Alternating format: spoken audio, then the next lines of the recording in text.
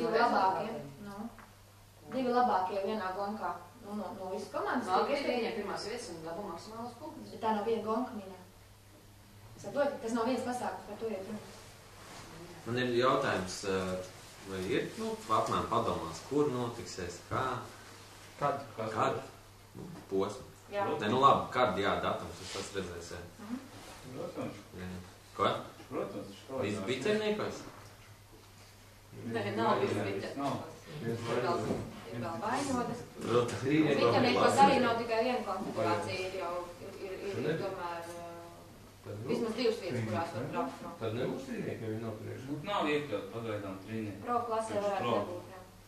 Strīts varētu būt. Bet es saku par to, kalendārs mainīsies, vai? Nē, kalendārs datums principā ir palies vietas. Par vietām ir šobrīd vēl tās vai biķernieki vai ielas, bet trīnieki ir pieraduši sev, ka parasti ir grūti arī tiem skatītājiem tur atnākt. Viņš ir, no skatītāja viedokļa, tiks es pats tur priekš augšā, viņš ir ļoti nepateicīgs skatīšanai. Jā, un arī pats tāpēc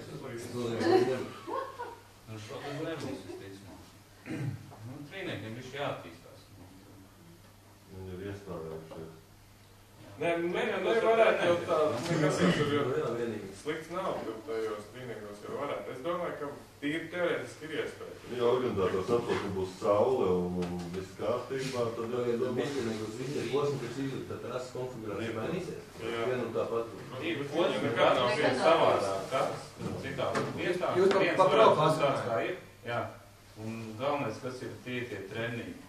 Vienkārši notiek rīt nepieļauj, ka strītīņi būs baigi daudz dalībnieki, un es domāju, ka tur pietiekoši varēs izbraukāties. Vienkārši pusi pro klasē tas, kāpēc arī viss tās drošības vajadzīgas un vispārējais, kad ir tas stundas treniņš, tad trasē var doties 10 mašīnas, 15 driftu mašīnas un krāmēt to visu trasu, autotrasu pieņems un trenējies tos līkums, jo autotrasu pilnīgi visi ir driftēt. Viņi jau viss driftē.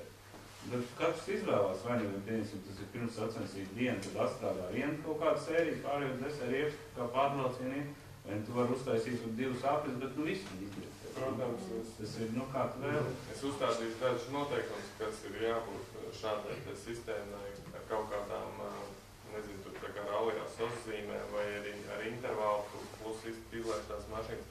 Tomēr kaut kādai sistēmai būs jābūt nevar izdarīt.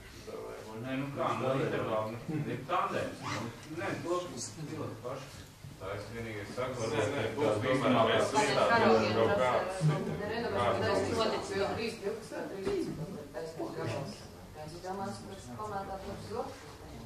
Ja nav intervālu.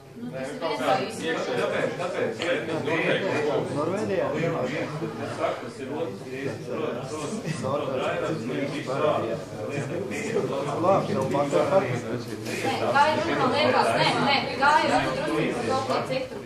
Iet runa par to, ka, teiksim, biķernieku trasa, kas ir nepārredzama, ja man tur patais līkuma viens ir nošķīlēs, es nāku pilnā šiltē.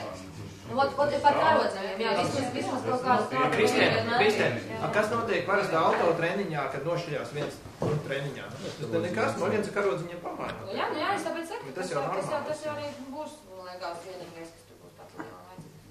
Bez pēcnišiem nenotiek. Nē, vienkārši šajā situācijā ir vajadzīgi vairāk. Viņi jau nav tā tik daudz to tiesneši. Katrs treniņš izmaksās baigo naudu. Un tomēr būs kaut kāda. Kāda starpība ir notiek autotreniņš šoseis, tur nāk drifts vispār vēl lielākā kodā nekā driftā, un viens tur sānis nāk. Nē, tur jau tā lieta, ka tu pats arī visu laiku nāc sānis. Kaut kā tomēr mazāk trases pārdzimība tev būs. Tu nevarēsi iztaisnot. Viņiem būs dugas, viss būs kārtībā. Viņi varēs labi. Labi, tu rādīsi. Jā, gribēju tikai atgādināt vēl tādas lietas, kā sacensībās būs nolikumos rakstīts treniņu laiks no līdz. Lūdzu, nevajag nekādus, protams, ja ir kaut kāda objektīva iemesla vai vēl kaut kas, tur ir noticies, jā, tad droši vērsieties pie organizatoriem un tā tālāk. Bet tā, kad es redzēju, ka viņš tur nostāvēja rindā un viņš nobrauca trīs apļus, es nobraucu 2, tā diez vai vairs būs. Par protestiem gribēju pateikt arī. Nolikumā pēdējā lapā ir protesti. protestu var iesniegt par sekojošiem pārkāpumiem, par sacensību organizācijas neatbilstību nolikumiem, ja kaut kas tur neatbilst, par automašīnu neatbilstību tehniskajiem noteikumiem. Tā arī visā pasaulē ir, ka tiesnešu vērtētāju vērtējumi netiek apstrīdēti. Un tas ir vienkārši, lai izslēgtu arī kaut kādas manipulācijas pilnīgi liekas un nevajadzīgas. Jums ir dalībnieki, vesels 2 dalībnieku sapulces parasti. Pirmajā tiesneši izskaidro, ko viņi grib no jums redzēt. Otrajā ir jautājumi, atbildes vai vēl kaut kādu precizējumu. Ja jums ir kaut kas jautājums vai kaut kas neskaidrs, ejiet pie tiesnešiem. Viņi ir priekš tam, lai jūs jautātu, lai jūs saprastu, ko no jums grib redzējis rasē. Vai kādas kļūdas jūs esat pieļāvuši treniņu laikā, varbūt kāds ir kaut ko pamanījis un var jums pateikt vai kaut kā tam līdzīgi. Nu, tās spekulācijas vienreiz, Arī nedrīkst tā, bez mazliet, jā, sapulcēt tēju. Laikam nākošais mums arī būs tā, ka sapulcēs tiks filmēt, lai nebūtu tā, ka es tur nedzirdēju, bet mazliet to neteicu, jā. Katrā ziņā arī, vai nu treniņos vai sacensībās tiesneši vienmēr ir pie trases un vienmēr staigā un sasniedzam kaut ko paregulēt, stāv un no jābaidās nāk klāt un jautāt jautājumus, un principā mēs visu laiku esam strādāt. Un ja ir kaut kādas labas idejas vai konfigurācijā vēl kaut ko nav arī, tad jābaidās. Nevis jāsēž, tad es tur domāju, ka būs... Karoči, nebubiniet zem deguna, bet nāciet un runājiet, un tad mēs visu atrisināsim un viss būtu vieglāk. Tad ir vēl jautājums? Cik procentam no cilvēkiem ir vajag pateikt, ka viņi negrib startēt, lai, sacensības nenotiktu? Tāds mums ir vispār pēc kodeksa. Tā proklase, tā ārzemnieki taču teica, ka viņi negrib pa nakti braukt. Jā. Piemēram, kad būs slikti laika apstākļi, piemēram, redziet, 4 cilvēki negrib startēt. Tas bija precedents Somijā.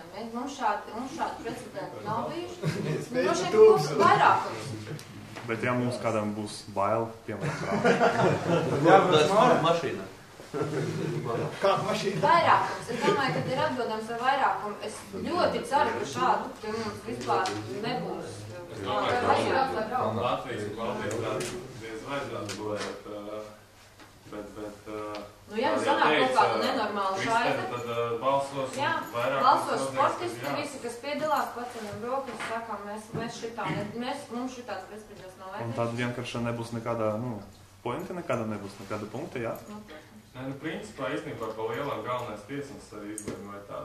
Vai komisārs, ja tas tiešām tiek novērtēts, ka bīstami pakāpti varētu būt. Bet redziet, kā ir īstenībā, tāpēc jau, strādā visi šie cilvēki, tiesneši, komisāri, ļoti daudz, varbūt arī neizprot, kāpēc tādi cilvēki ir vajadzīgi. Tas ir tieši tādēļ, lai izslēgtu šādus gadījumus, tiek apstiprināti trases drošības